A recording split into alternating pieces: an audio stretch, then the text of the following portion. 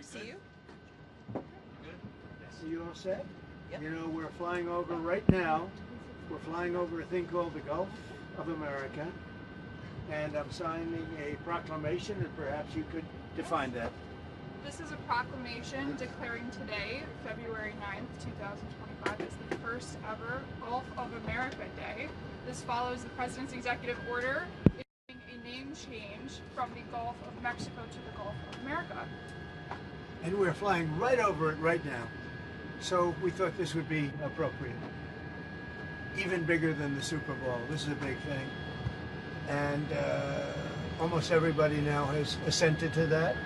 Attention on board. Ladies and gentlemen, if you could please direct your attention out the right side of the aircraft. Air Force One is currently in international waters, for the first time in history, flying over the recently renamed Gulf of America. Please enjoy the flight, and we are now about to head westbound to Super Bowl 59. Wow, he did that well. That's a good job. He did. Isn't that nice? You know, we're about make America great again, right? That's what we care about. Okay, here we go.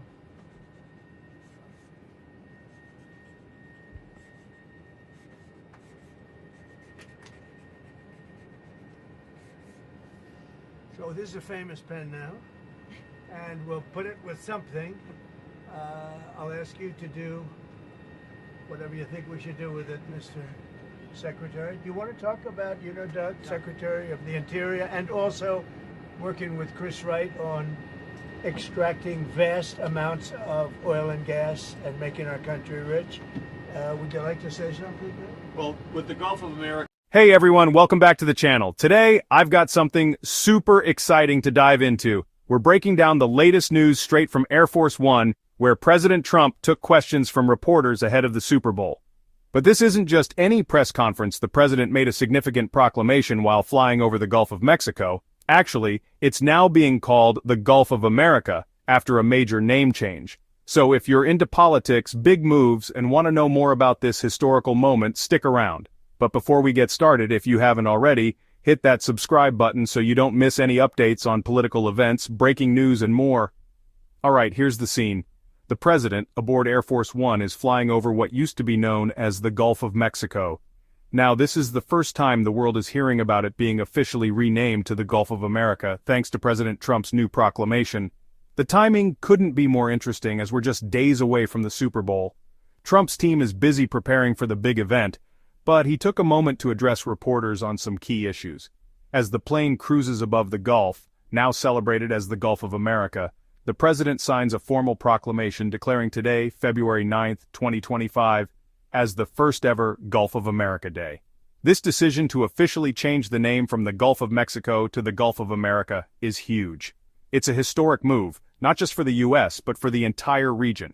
The Gulf of Mexico has been a staple in American history, so to see it rebranded as the Gulf of America marks a significant shift in how the country views its geographical and political presence in the world. Talk about, you know, Doug, Secretary of the Interior, and also working with Chris Wright on extracting vast amounts of oil and gas and making our country rich. Would you like to say something? Well, with the Gulf of America, this is a historic day. We want to thank President Trump. His executive order is what set this in motion.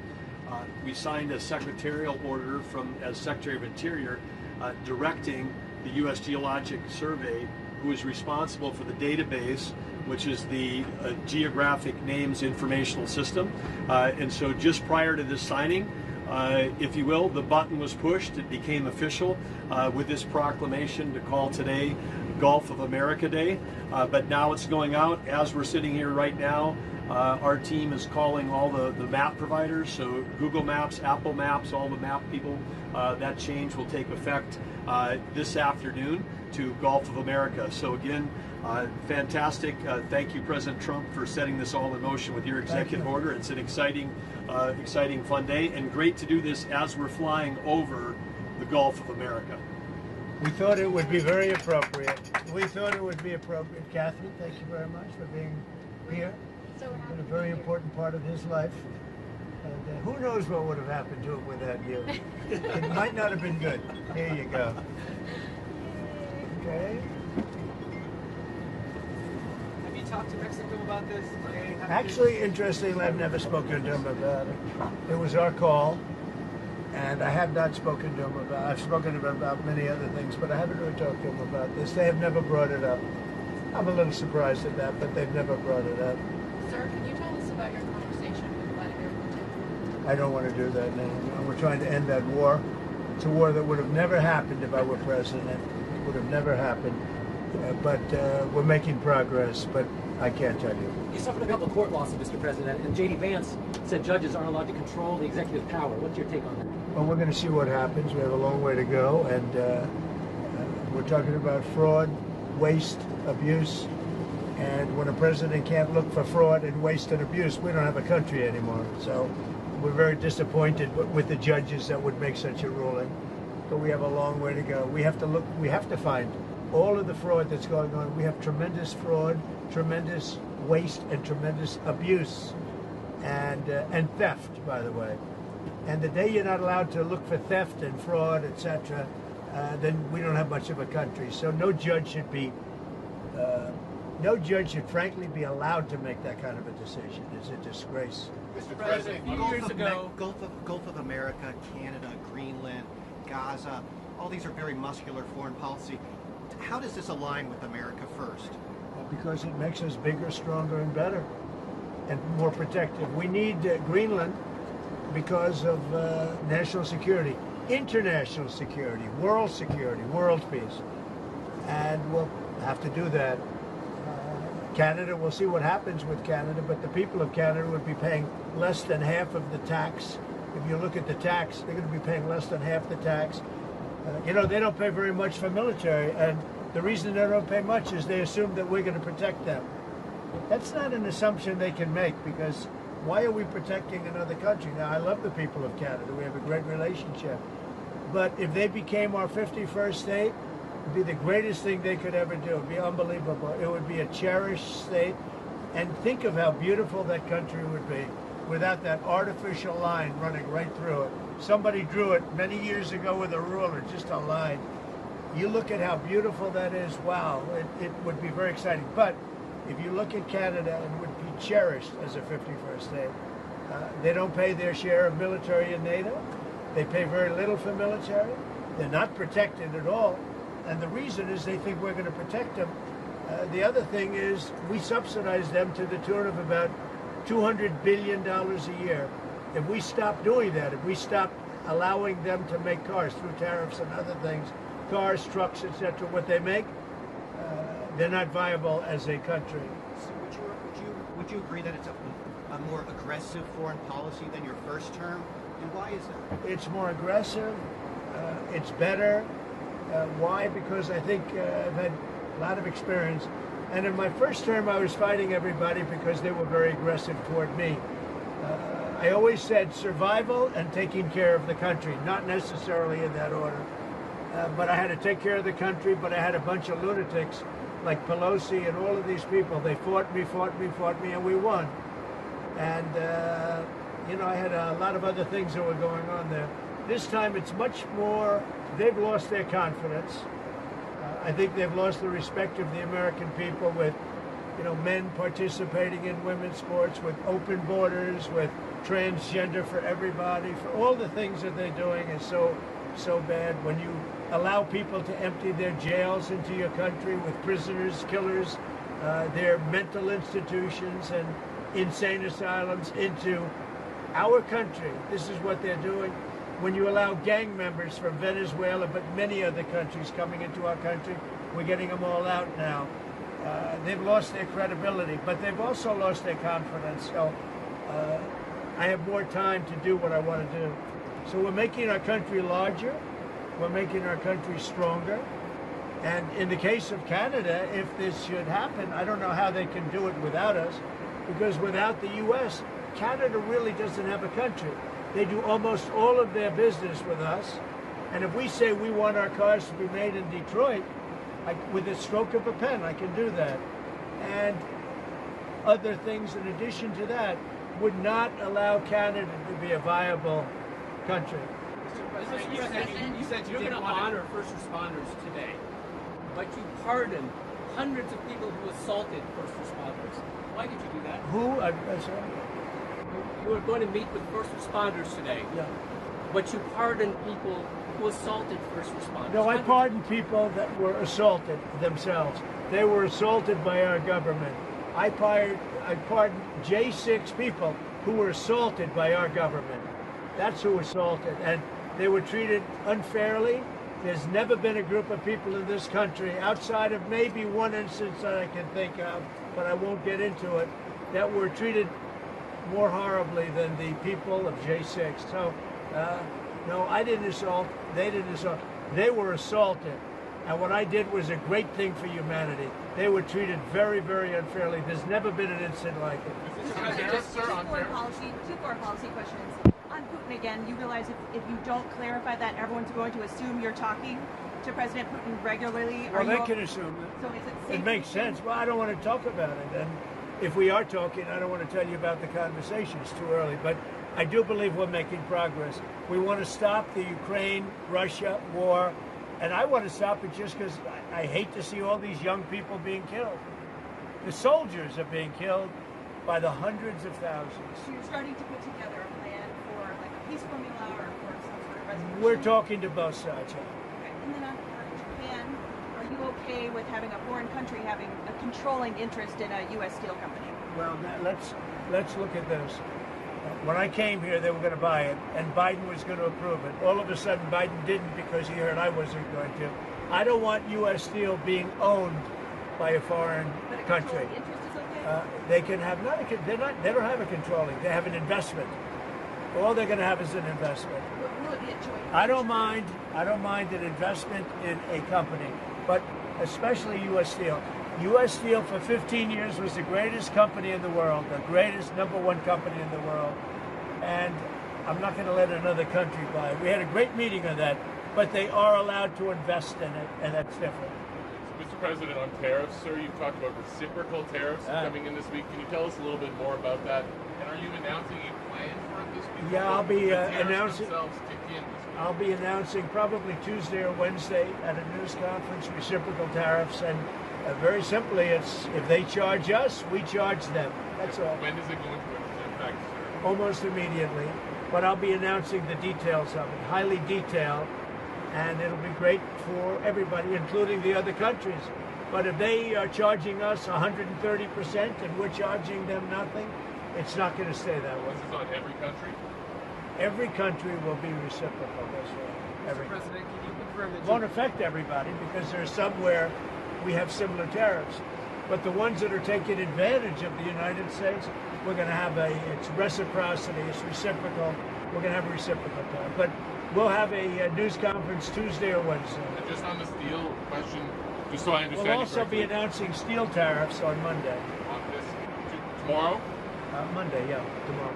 what countries will those go on? Everybody, steel. Including Canada and Mexico? Yeah, Is that exempt? any steel coming into the United States is going to have a 25% tariff. What about aluminum, sir? Aluminum too. 10%? 25%. 25 for aluminum. 25 for both.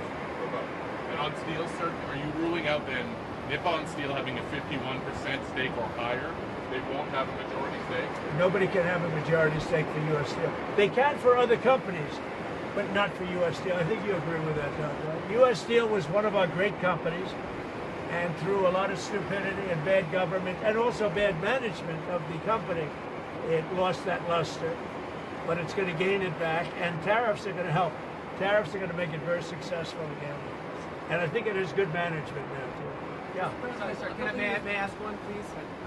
Can you tell me, can you confirm that you'll be meeting with MBS and CC of Egypt soon? Will that be at the White House, or are you going to speak? Well, I'll be meeting with all of them numerous times, by the way, but I'll be meeting with all of them. And yeah, I think that it's a big mistake to allow people, the Palestinians or the people living in Gaza, to go back yet another time.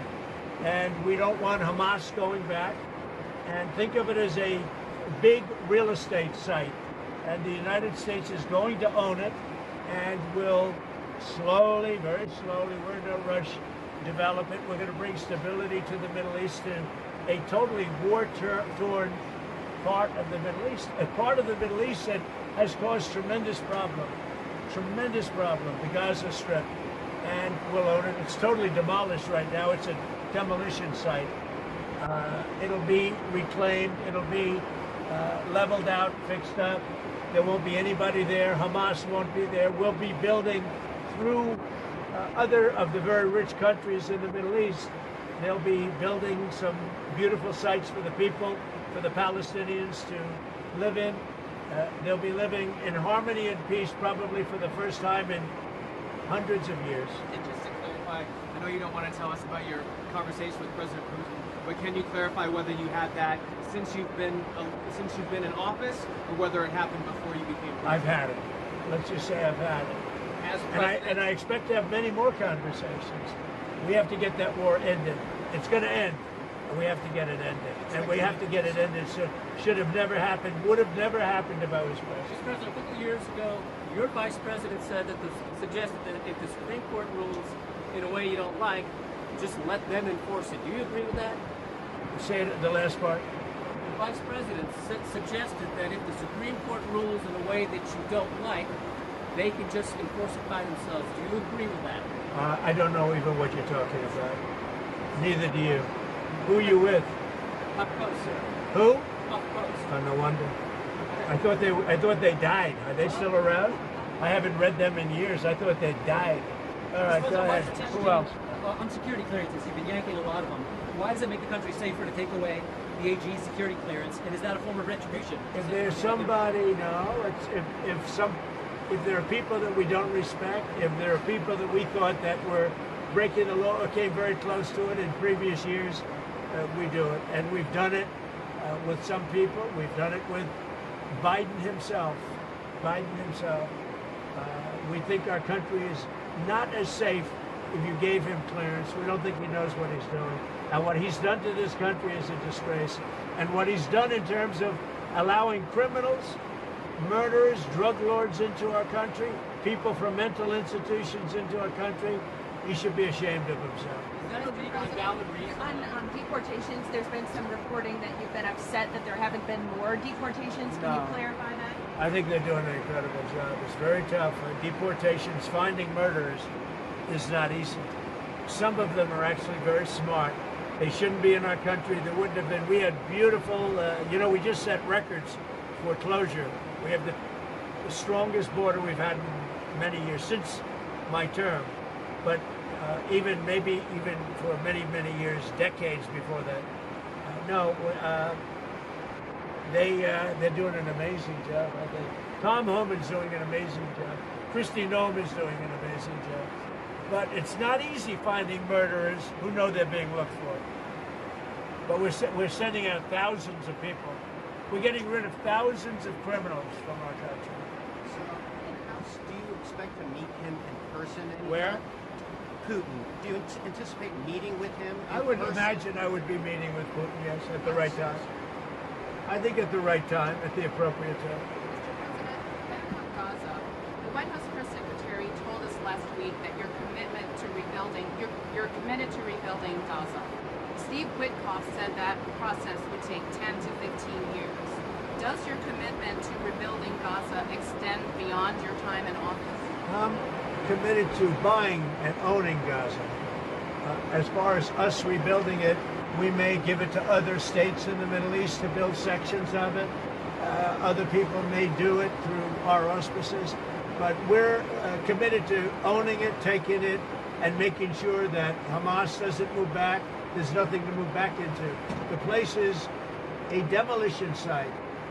It'll be, the remainder will be demolished. Everything's demolished. I mean, you can't live in those buildings right now. They're very unsafe. But we'll make it into a very good site for future development by somebody. We'll let other countries develop parts of it. It'll be beautiful. People can come from all over the world and live there. But we're going to take care of the Palestinians. We're going to make sure they live beautifully and in harmony and in peace, and that they're not murdered. This has been the most dangerous site anywhere in the world to live in. Hamas has been a disaster. And by the way, I have to tell you that I watched the hostages come back today, and they look like Holocaust survivors. They were in horrible condition. They were emaciated. It looked like many years ago, the Holocaust survivors. And I don't know how much longer we can take that when I watch that.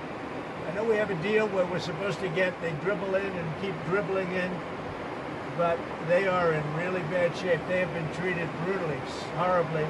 Even the ones that came out earlier, they were in a little bit better shape, but mentally they were treated so badly. Who could take that? At some point, we're going to lose our patience.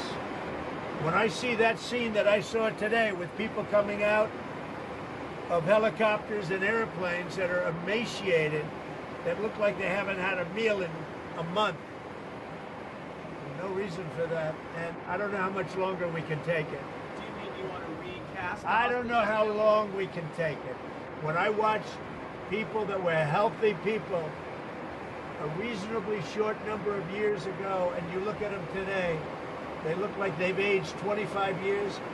They literally look like the old pictures of Holocaust survivors. The same thing. I mean, the same thing.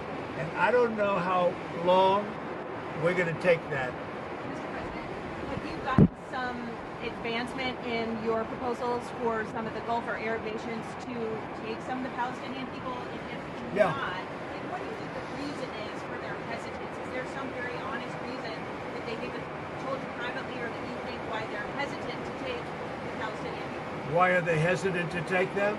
Because they never spoke to me. They spoke to other people. They didn't speak to me. When they speak to me, they're going to take them.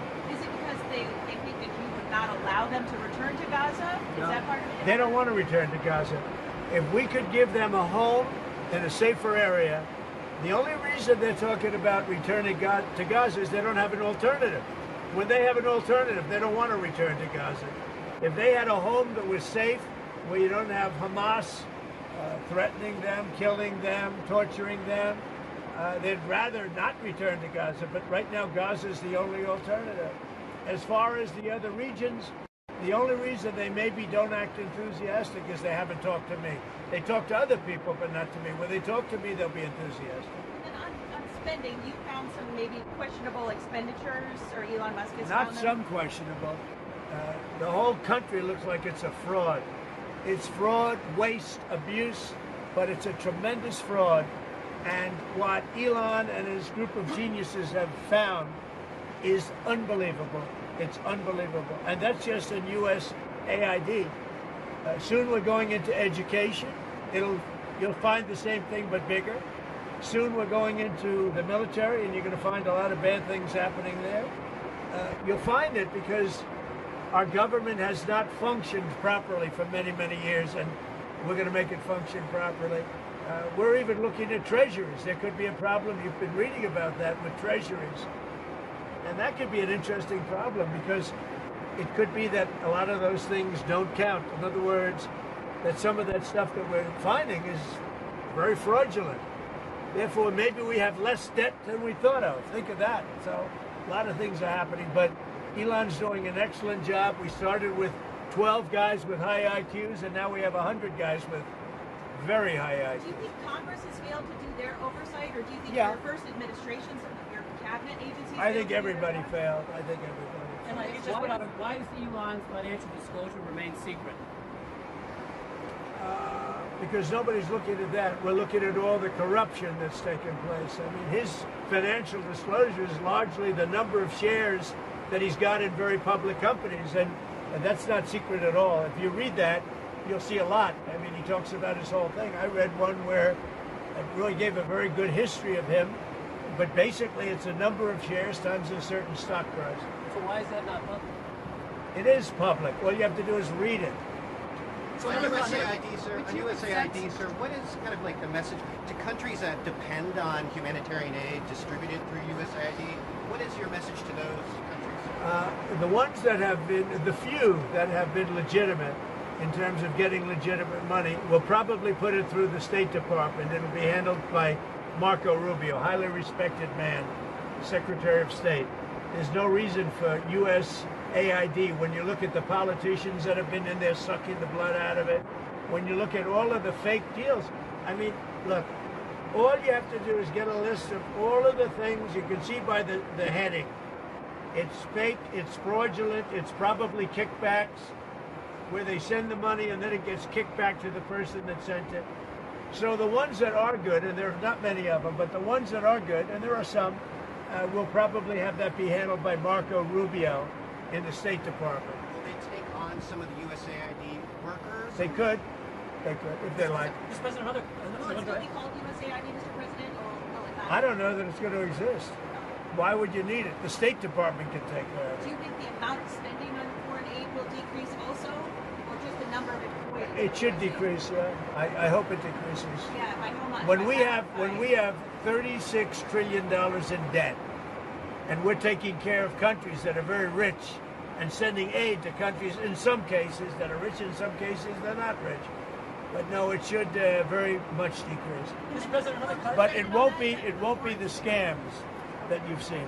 another cut that NIH put out a memo on Friday night. It's going to cut $4 billion from the percentage that they pay to universities and public colleges, but all those states, not foreign countries. $4 billion. Is that okay to take that off the top? Sure. It could be okay. I mean, you have to look at the universities. Some are legit. You could also say, why are we giving money to Harvard when it's got a $50 billion endowment? $50 billion. And yet they don't use that endowment to help their students. This is for research like biomedical research. That's fine. Look, we want to take care of research. We want to do a lot of things. But when you look at the USAID and you look at all the things and all the scams that was with, I don't have to go through it now, but I'll get you a little list, and you'll see one after another. There were very few legitimate. It was the opposite. Usually you find something wrong, like 1 out of 100, but this is the opposite. Here, almost everything was wrong. You find very few that were good, but there were some that were good. That'll be handled by the State Department, I assume. That's not final yet, but I think the best would be Marco Rubio at the State Department. One or two more. You're going to launch services. Is the Pentagon spending too much for launch services to space? I think space is going to be a very important element. You know, I'm the one that came up with Space Force. I'm very proud of it. Biden tried to get out of it, and he was really rebuked by the military. I think space is going to be one of the most important things we do. It's going to be all about space, especially defense. So space is very important. Would you accept Palestinian refugees into the United States since you're looking to other countries? I'd have to look. I think it's a very far distance for them to travel, but I'd have to look at individual cases. But I do think that coming into the United States, we've taken a lot of people, but coming into the United States, it's a long way for them to travel. They're far away from their families and their friends and everything else. I think they'd be very happy staying in the general area with in a place that was safe, where they could be safe and lead a good life. They don't want to go back to Gaza. As I said, I've said it a lot. They only go back because they have no alternative. They don't want to go back to Gaza. So we'll see. We hope that we'll be helped by Egypt. We hope that we'll be helped by Jordan. We hope that we'll be helped by other countries. We hope that some of the, like Saudi Arabia and others, can spend some money on it. They have tremendous amounts of money. They'll spend some money on making people comfortable and safe. One question about the Super Bowl. You're going to the game. One of the big things that you've done so far in office is cracking down on DEI. I saw that the NFL commissioner said, I think this week, that they're happy with their diversity program. What's your take on that? Would you like to see any changes there? I don't know what the diversity program is. To be honest, I know Roger very well. I'd have to look at what he said he's happy with. He was happy also with the flag and a lot of other things that didn't work out too well. We'll have to see what he was happy with. But right now, that's, you know what the law is. The law is the law, and it changed, and it's been backed up by the U.S. Supreme Court. But we'll see. There are a lot of interesting things going on right now. I'll tell you what, there's a light over the United States. People are happy. They're more confident. The approval ratings for this country have gone through the sky. More than at any time we've had approval ratings that there's never been anything like it. We've never seen 49 points up. 49 points up. And I think there's a light actually long beyond this country, all over the world. I've been called by other leaders. They said, sir, there's a light over our country right now. There's a light over the world. We got rid of a horrible and totally inept administration, an administration where the president wouldn't even go and do a Super Bowl interview. For 4 years, I mean, he didn't do a Super Bowl interview. I did. You'll see it in about 1 or 2 hours. One more on the refs. Do you have an opinion, sir, on whether the referees have been throwing the games to the Chiefs all season? I don't believe that, no. I don't believe that. Why do you want to be chairman of the Kennedy Center Board? Well, I think you're going to have a great game. It's two great teams. I don't know. Who knows who's going to win? You have great players, though. You have really superstars playing on both teams. So I think it's going to be a great game. Why do you want to be chairman of the Kennedy Center Board? Because I want to make sure it runs properly. We don't need woke at the Kennedy Center. We don't need, some of the shows were terrible. They're a disgrace that they were even put on. So I'll be there until such time as it gets to be running right. Have you seen any shows there? How do you know they're terrible? I didn't go. No, I got reports that were so bad I didn't want to go. There was nothing I wanted to see. Thank you very much, everybody. Yes, about Modi, sir. About Modi, you're meeting Modi. I look forward to it. He was great. He's a great guy. He's very sad over his mother's passing. He's a great guy. Thank you. Thank you, Mr. President. In international relations, and it's clear that this is something Trump wants to push forward. Now let's talk about the press conference itself. Trump stood strong, answering a barrage of questions from reporters while on Air Force One. As always, the questions range from policy to more personal queries about his thoughts leading up to the Super Bowl. One reporter asked about his thoughts on the country's relationship with the Gulf region moving forward. Trump responded with his usual confidence, outlining his vision for America's continued dominance in the area, both economically and militarily. He even teased some future plans that would enhance U.S. presence in the Gulf. And as you'd expect, the reporters were all ears. By the way, if you're enjoying this breakdown, don't forget to like this video and subscribe to the channel. I've got plenty more insights on current events coming your way. So, what are the key takeaways from this press conference? First, the president is definitely doubling down on America's importance in the Gulf region. The name change isn't just a ceremonial gesture, it's part of a broader plan to elevate the U.S.'s global standing. Second, Trump is positioning himself as a leader who isn't afraid to make big, bold moves that shape international perceptions. The Gulf of America Day proclamation could be just the start of a series of similar initiatives aimed at redefining U.S. influence worldwide. Lastly, it's clear that Trump is in full Super Bowl mode. With all the media attention surrounding this major sporting event, he's using the platform to also spotlight his policies and further engage with the American people. So what's next for the Gulf of America? Will this name change truly impact U.S. foreign policy, trade, or environmental efforts in the region? Only time will tell, but we can expect some major announcements in the coming weeks. Trump's proclamation may not be the last bold step he takes before the big game. Whether it's more strategic policy shifts or other proclamations, this is a moment worth watching. And hey, if you're someone who loves to stay ahead of the curve on political and world events, make sure to subscribe to the channel so you don't miss out on any updates. That's all for today's breakdown. The Gulf of America Day proclamation is definitely going to be a talking point for a long time. From Air Force One to the headlines, this story is one to follow closely. And as always, thanks for watching. If you enjoyed this video, don't forget to hit that thumbs up, leave a comment down below with your thoughts on the name change, and subscribe for more in-depth coverage of major political events. Catch you in the next one.